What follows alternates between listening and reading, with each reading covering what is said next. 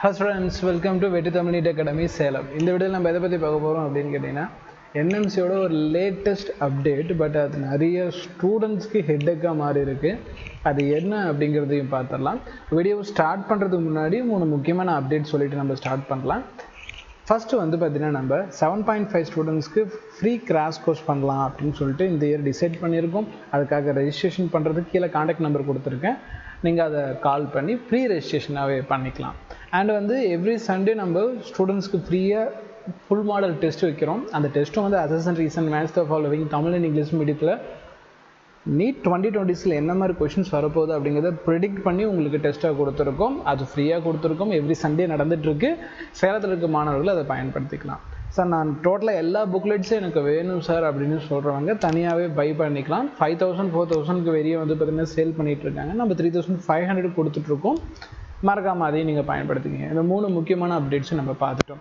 And NNC என்ன மாதிரி உங்களுக்கு கைடன்ஸ் கொடுத்துருக்கு, அது எந்த மாதிரி வந்து பார்த்திங்கன்னா ஸ்டூடெண்ட்ஸ் அஃபெக்ட் பண்ணும் அப்படிங்கிறது நான் போடணும்னு சொல்லிட்டு இந்த அப்டேட் வந்தவுடனே டிசைட் பண்ணிட்டேன். ஆக்சுவலாக இது என்ன மாதிரி அப்டேட் அப்படின்னு பார்த்தோம்னா என்என்சி வெப்சைட்டில் இப்போ லேட்டஸ்ட்டாக வந்த அப்டேட் ஃபஸ்ட்டு இதே இதாக இருக்கும். நீங்கள் டேட் கோடை பாருங்கள் 6/3 இருக்கும். இந்த அப்டேட்டை பற்றி பேசணும் அப்படின்னு சொல்லிட்டு இருந்தேன். என்ன ரீசன்னா நான் வந்து இப்போ தனியாக நம்ம அகாடமி ரன் பண்ணிகிட்ருக்கோம்.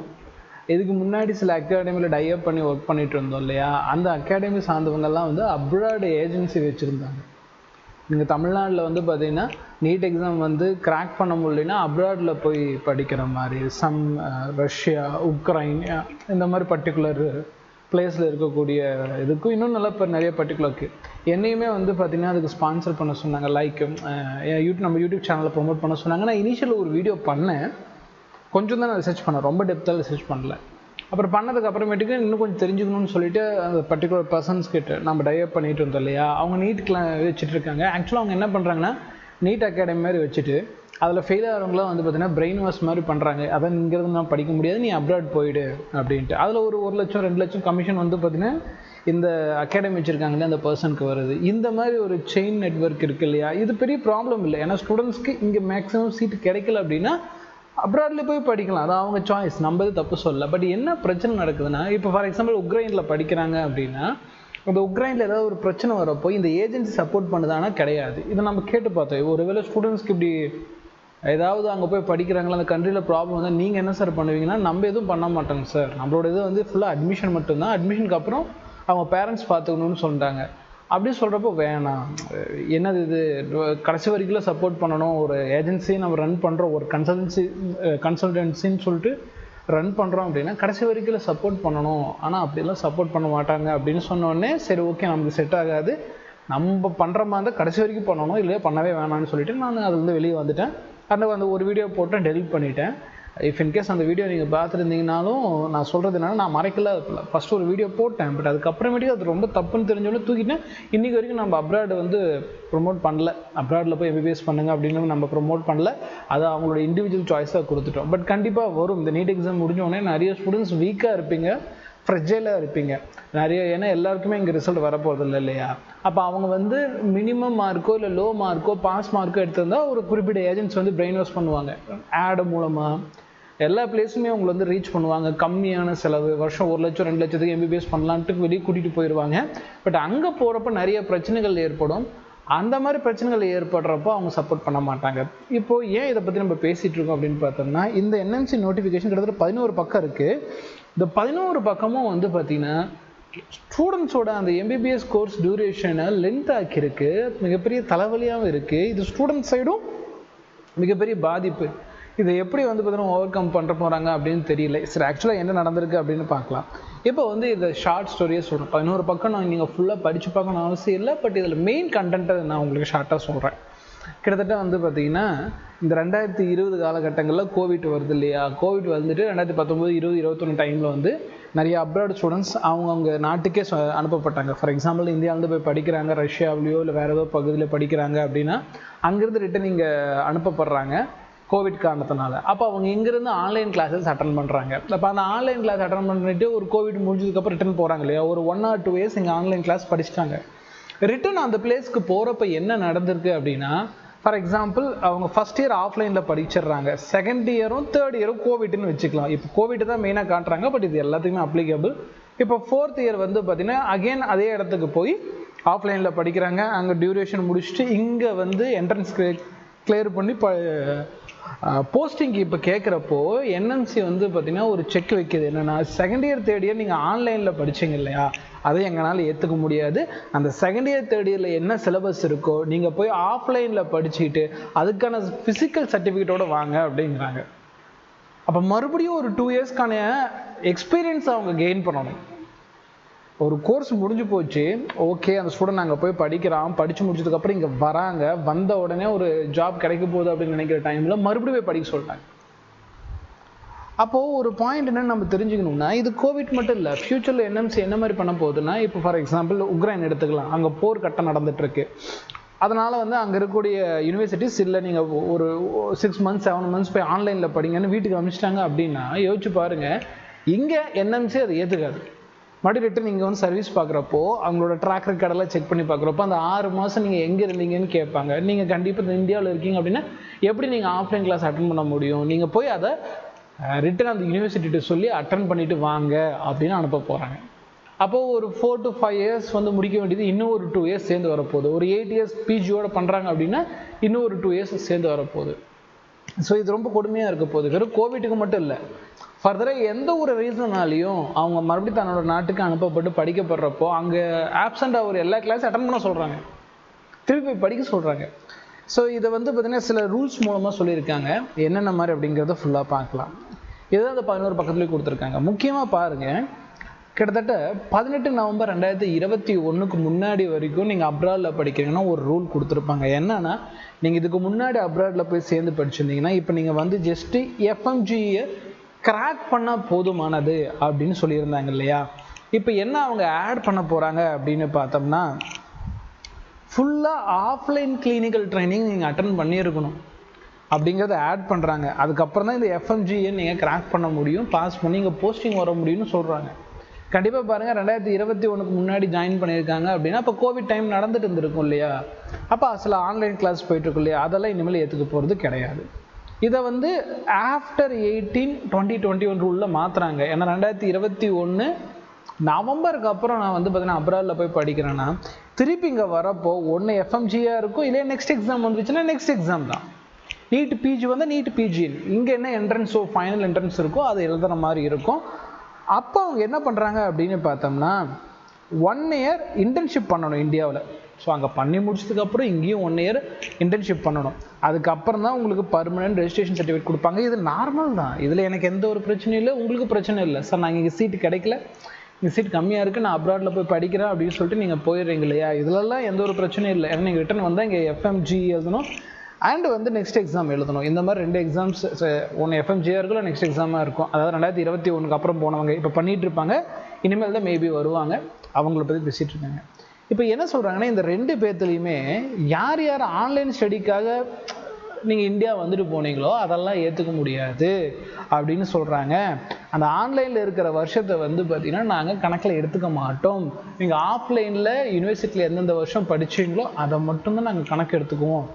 அந்த ஆன்லைன் படித்ததை நீங்கள் கிளைம் பண்ணக்கூடாது, அதை திருப்பி போய் நீங்கள் படிக்கணும் அப்படின்னு சொல்கிறாங்க. ஸ்டூடெண்ட்ஸ்க்கு இது மிகப்பெரிய ஹெட்டேக் தான், அதெல்லாம் ஞாபகம் வச்சுங்க.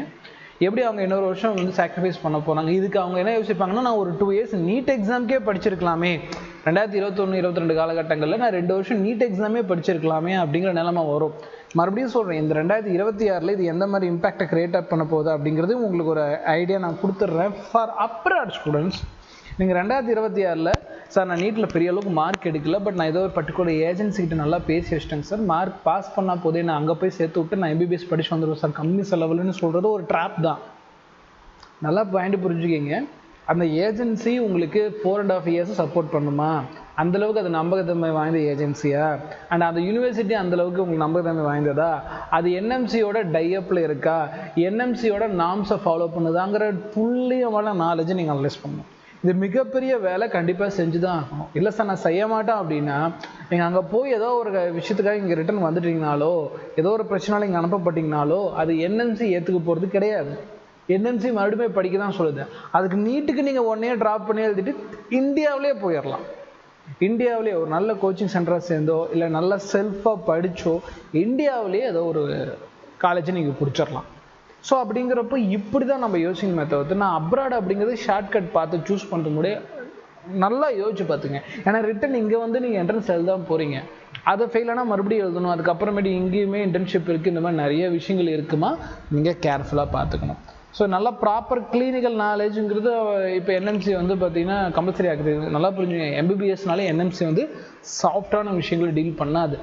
என்எம்சியை பொறுத்த வரைக்கும் ஒரு நல்ல குவாலிஃபைடு எம்பிபிஎஸ் டாக்டர் தான் இந்தியாவில் வந்து சர்வீஸ் பண்ணணும் அப்படிங்கிறத பேசிக் ரூலாக வச்சு வந்து பார்த்தீங்கன்னா செயல்பட்டு இருக்கு. அதனால தான் நீட் எக்ஸாமை கம்பல்சரி ஆக்குனாங்க, எந்த ஒரு எக்ஸப்ஷனும் கொடுக்க மாட்டேன்னு சொன்னாங்க.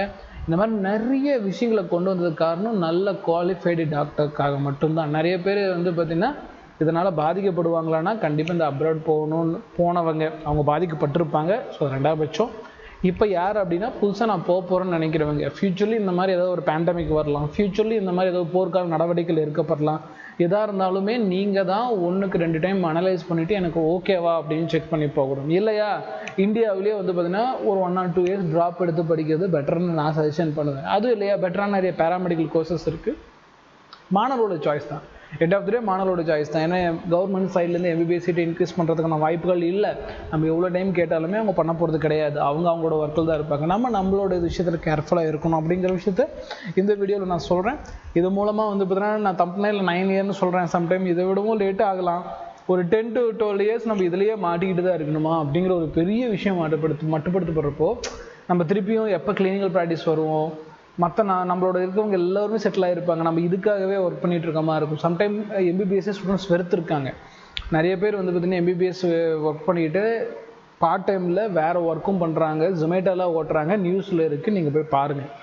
ஸோ எம்பிபிஎஸ்ங்கிறது கண்டிப்பாக ஒரு நல்ல டிபார்ட்மெண்ட் தான். ஆனால் அது எப்படி சூஸ் பண்ணால் நீங்கள் கவர்மெண்ட் காலேஜை சூஸ் பண்ணுறப்போ நல்லது. எப்படி இன்ஜினியரிங் அப்படிங்கிறது என்ஐடி ஐஐடியில் படிக்கிறப்போ இல்லை அண்ணா யூனிவர்சிட்டி மாதிரி பெரிய யூனிவர்சிட்டியில் படிக்கிறப்போ வேலிடாக இருக்கோ, அந்த மாதிரி இனிமேல் எம்பிபிஎஸும் நீங்கள் ப்ரைவேட்லேயோ இல்லை அப்ராட்லேயோ போய் பண்ணிங்கன்னா வேல்யூவே இருக்காது. நீங்கள் போட்ட பணத்தை ரிட்டன் எடுக்கணுங்கிற மிஷினாக தான் வேலை செய்வீங்களே தவிர்த்து அதில் சர்வீஸ் நேச்சர் வரப்போகிறது கிடையாது. அப்போ நல்ல கடுமையாக படிங்க, நல்ல கைடன்ஸ் எடுத்துக்கங்க. அந்த ஒர்க் பண்ணுறதுல எப்பயுமே வந்து சுணக்கம் காட்டாதீங்க. உங்ககிட்ட சிரித்து பேசுகிறவங்ககிட்ட பார்த்து நீங்கள் மயங்காதீங்க. அது நான் ரொம்ப அதுவுமே சொல்லுவேன். ஏன்னா நான் என் கிளாஸ்லேயுமே ஸ்ட்ரிக்டாக இருப்பேன். ஸ்ட்ரிக்டாக இருக்கிறவங்க வந்து பார்த்திங்கன்னா நமக்கு அகேன்ஸ்டாகவோ சிரித்து பேசுகிறவங்க நமக்கு ஃபேவராக இருப்பாங்க அப்படிங்கிற ஸ்டூடெண்ட் மைண்ட் செட்லேருந்து வெளியே வாங்க. ஏன்னா சிரித்து பேசுகிறவங்கள மெஜாரிட்டி மேனிப்புலேஷனாக தான் இருக்கும். ஏன்னா அவங்களுக்கு ஒரு தேவை இருக்குது, உங்களை அப்ராட் அனுப்பி விட்டாங்கன்னா ஒரு குறிப்பிட்ட கமிஷன் வரும், அதுக்காக அவங்க என்ன வேணால் சிரித்து பேசுவாங்க. எனக்கு தெரியும், எனக்கு பர்சனலாக அனுபவம் இருக்குது, நான் என் கண்ணு முன்னாடியே நான் பார்த்துருக்கேன். அதனால தான் வந்து பார்த்திங்கன்னா இதை பற்றி நான் உங்களுக்கு மறுபடியும் வார்னிங் பண்ணுறேன். அப்படி நீங்கள் இன்னுமே எனக்கு வேணும் சார் நான் போய் படிக்கிற சார்னா நல்லா நான் சொன்ன மாதிரி நிறைய டைம் ஸ்பெண்ட் பண்ணுங்கள், நிறைய நாலேஜ் அதில் பண்ணுங்கள். ஸோ நீங்கள் என்ன தான் அங்கே இருக்கிறவங்களே இப்போ என்ன பண்ணுறாங்கன்னா, இன்னும் இது வந்து நான் எக்ஸாக்டாக என்னால் சொல்லக்கூடாது, ஏன்னா இதில் எனக்கு சில டேட்டா கிடைக்காது. பட் இருந்தாலும் நான் சொல்கிற ரிஸ்க் தான். இப்போது அப்ராடில் படிக்கிறாங்களா அந்த ஸ்டூடெண்ட்ஸ், அவங்களே சில பேர் எனக்கு கான்டாக்ட் பண்ணி சார் எனக்கு வந்து